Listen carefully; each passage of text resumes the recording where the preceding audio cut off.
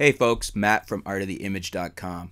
So I'm reading this article on Digital Photography School, DPS, and it's a guest post by Jeff Geyer. Hopefully I'm saying that right, Guyer. Getting the chimp off your back. And basically we're talking about chimping. You know, when you take a photo and then you look to see how your exposure was and check it out on the back of your camera. That's commonly referred to as chimping for those of you that don't know.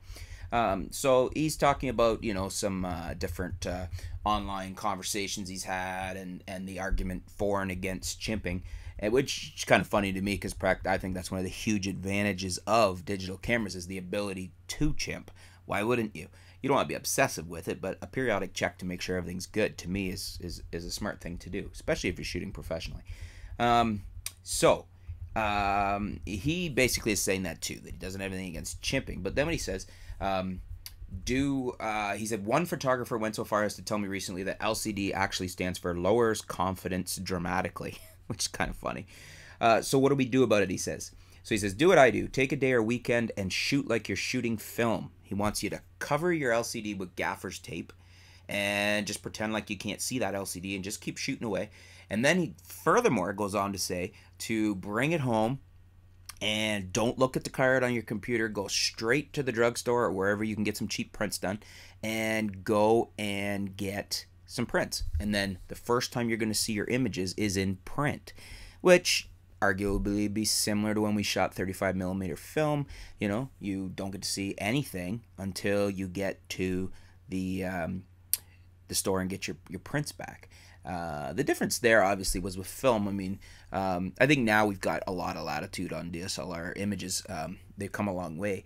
But film, you could be out quite a ways and you wouldn't even know it because the lab would be fixing your images. I mean, if you knew how to read the negatives when you got them, you could see what you'd done there.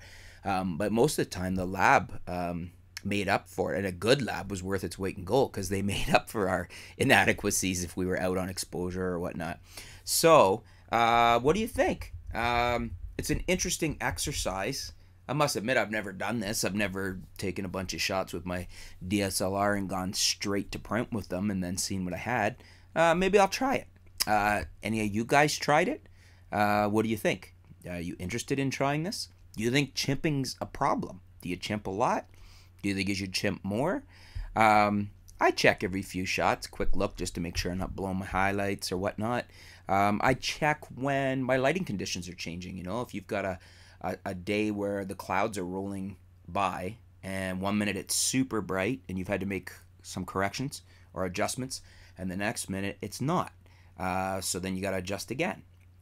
So then I would chimp to make sure, you know, I'm not blowing my highlights, make sure my exposure is within reason of where I want it to be. I might zoom in on a face, make sure it's sharp, make sure, like related to our last video, that we're getting good focus on our lens, just to, you know, be checking that everything's okay. Do you think people do this too much? Do you think people don't do it enough? Do you do it? Let's have a discussion on chipping. Let's hear what you got to say.